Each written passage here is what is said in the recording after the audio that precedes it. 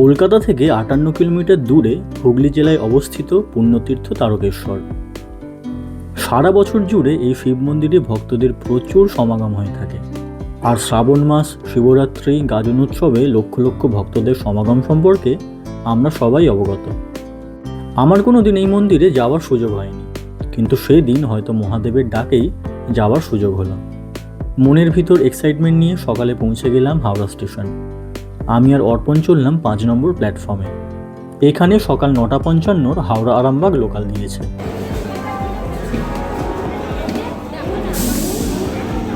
ট্রেনে জানলার পাশেই সিটটা পেয়ে গেলাম।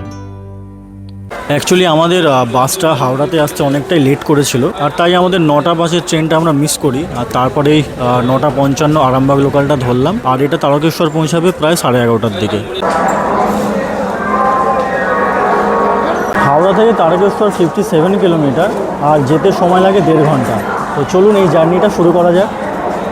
সময় হচ্ছে ৯:৫৮, ট্রেন প্রায় 3 মিনিট লেট করে ছাড়ছে।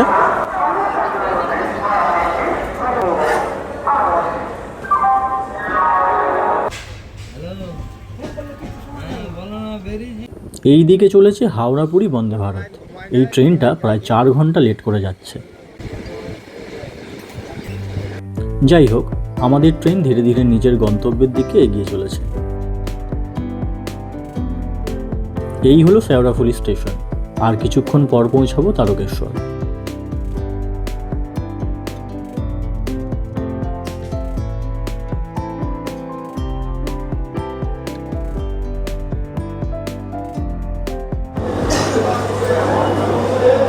সময় হচ্ছে 11:32, আমরা নামলাম তারকেশ্বর। তো আমরা এখন 3 নম্বর প্ল্যাটফর্মে আছি, আর আমাদেরকে 1 নম্বর প্ল্যাটফর্ম দিয়ে বেরোতে হবে। সামনেই এখানে সিঁড়ি আছে, তো এখান থেকেই যাওয়া যাক। এটা হচ্ছে তারকেশ্বর স্টেশন।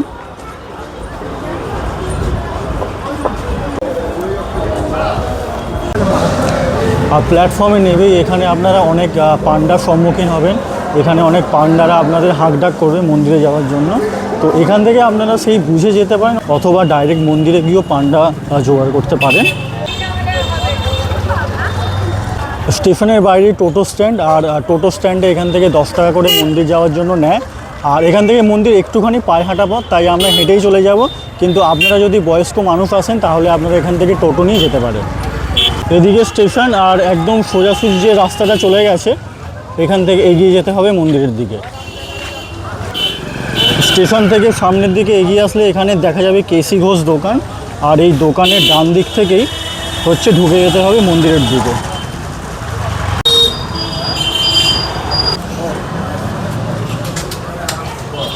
দেখা যাচ্ছে তারকেশ্বর উচ্চ বিদ্যালয়। এখান থেকে বাঁ দিক ঘুরতে হবে। বাঁ দিক ঘুরলেই সামনে দেখা যাচ্ছে নেতাজি সুভাষচন্দ্র বসু তোরণ।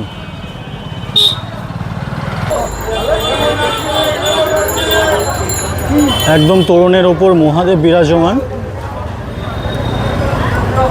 আর এই হচ্ছে তোরণ। আমরা একটু তোরণের ভেতরে সোজা এগিয়ে যাব। এই তোরণ থেকে সোজা এগিয়ে আসলে সামনে দেখা যাচ্ছে রাজবাড়ি। রাস্তার দুধারে দোকান, ঠাকুরের সামগ্রীর দোকান। আর এই সামনেটা চলে এসেছি রাজবাড়ির সামনে।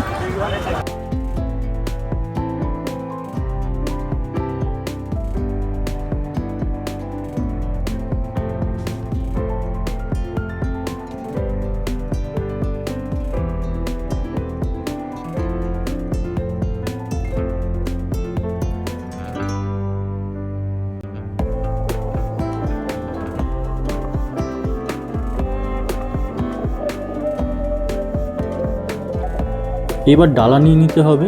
এই ভোলা মহেশ্বর ভান্ডার থেকে ডালা নিলাম, সাথে জল নিয়ে নিয়েছি বাবার মাথায় জল ঢালার জন্য। এই হলো দুধকুণ্ড। ভক্তরা এখানে স্নান করে বা হাতে পায়ে জল দিয়ে মন্দিরে প্রবেশ করে। আমি বাড়ি থেকে স্নান করেই এসেছি, তাই হাতে পায়ে একটু জল দিয়ে দিই।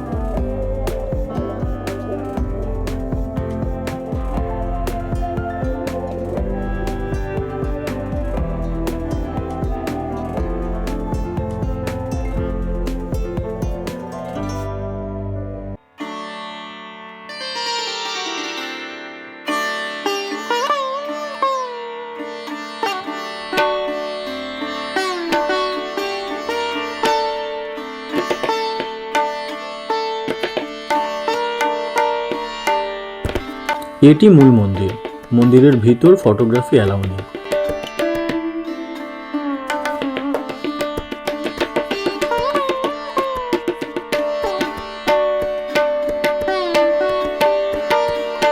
এখানে ভোগ প্রসাদের ব্যবস্থা আছে। সকাল 10টার মধ্যে মন্দিরের এই জায়গা থেকে কুপন পাওয়া যায়, আর 10টা থেকে 11টা পর্যন্ত রাজবাড়ির ভেতর থেকে কুপন পাওয়া যায়। যেই রাজবাড়ির সামনে দিয়ে আমরা মন্দিরের ভেতরে ঢুকেছিলাম সেই জায়গা থেকে। এই হলো মন্দিরের 1 নম্বর গেট। আশেপাশে প্রচুর ডালা এবং পুজোর সামগ্রীর দোকান।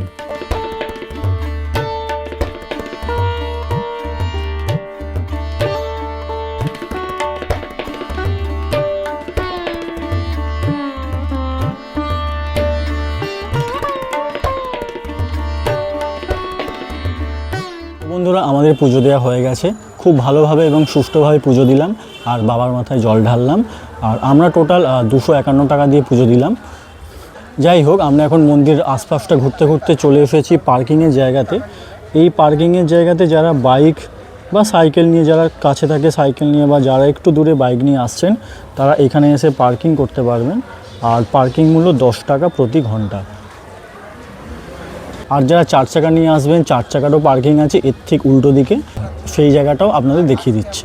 আমরা যে তখন এখান থেকে আমরা ডান দিকে ঢুকেছিলাম, আর এখান থেকে বাঁ দিকে সোজা গেলে 4 চাকার পার্কিংটা পাওয়া যাবে। আর বন্ধুরা, যেমনটা বললাম, আপনারা যদি 11টার মধ্যে আসেন, 11টার মধ্যে আপনারা এই রাজবাড়ির এখান থেকে কুপন সংগ্রহ করতে পারেন ভোগ প্রসাদের জন্য। তো ভোগ প্রসাদ এখানে খাওয়ানো হয় একটা থেকে 1:30টার মধ্যে। আর কথা বলতে বলতে চলে আসলাম এই 4 চাকা পার্কিং।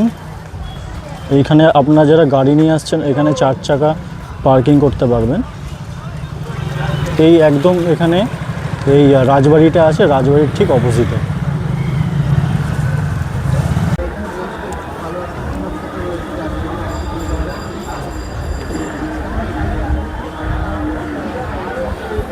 বন্ধুরা, আমরা মন্দিরের আশপাশটা ঘুরছিলাম, আর ঘুরতে ঘুরতে এই দুধকুণ্ডর সামনে আসলাম। আর এখান থেকে মন্দিরটাকে দেখা যাচ্ছে, আপনাদের দেখাই, জুম করে দেখাচ্ছি।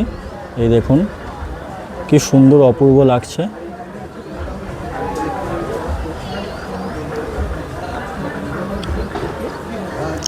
যাই হোক, এখানে আপনাদের একটা কথা বলে রাখি যে আপনারা যে এখানে পুজো দিতে আসবেন, পান্ডাদের থেকে তো সাবধানে থাকবেন, স্পেশালি তাদের দক্ষিণার দাম নিয়ে। অ্যাকচুয়ালি তারা কিন্তু বাড়িয়ে চাড়িয়ে অনেক টাকা হাঁকায়, তো আপনারা সেইটা দেবেন না, আপনারা একটু বার্গেনিং করবেন। এছাড়া যেটা আমরা মানে যেই মূল্য দিয়ে আমরা পুজো দিলাম, যেমনটা বললাম, আমরা 250 টাকা টোটাল মূল্য দিয়ে পুজো দিলাম, যার মধ্যে থেকে আমরা 150 টাকার হচ্ছে ডালা কিনেছিলাম। আর ভেতরে আমরা যেহেতু পুরোহিত ধরে ভেতরে বাবার মাথায় জল ঢেলেছি, তার জন্য আরও এক্সট্রা 100 টাকা নিয়েছে।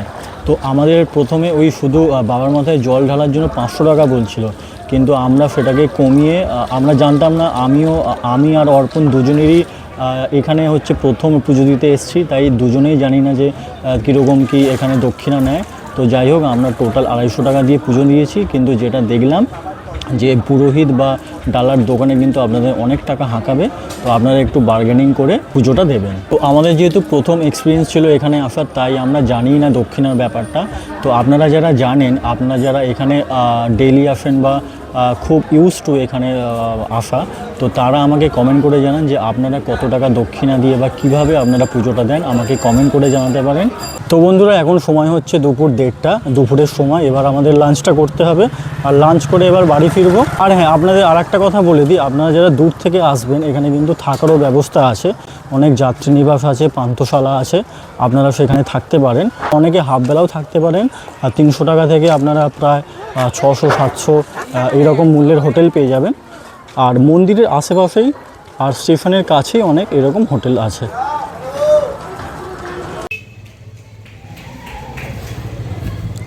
বন্ধুরা, যাওয়ার পথে এখানে দেখতে পাচ্ছি প্রকৃতি মেলা। এখানে প্রকৃতি মেলা বসেছে, তো এটা একটু ঘুরে নিই।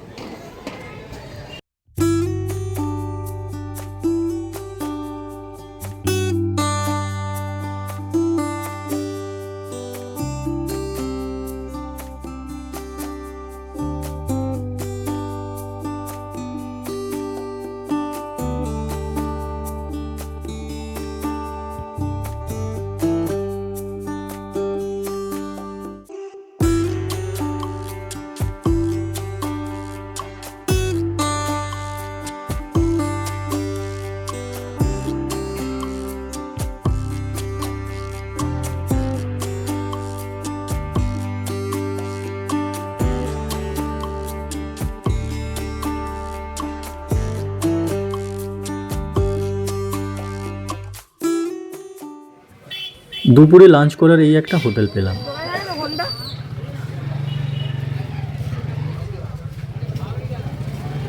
তো স্টেশনের পাশে একটা হোটেলে চলে এসেছি, হোটেল রাধাকৃষ্ণ। আর এখানে আমরা ভেজ থালি নিয়ে নিয়েছি। এই হচ্ছে ভেজ থালি। ভেজে আছে ভাত, ডাল, আলু ভাজা, আর এখানে একটা আলুর তরকারি আর একটা শাকের তরকারি।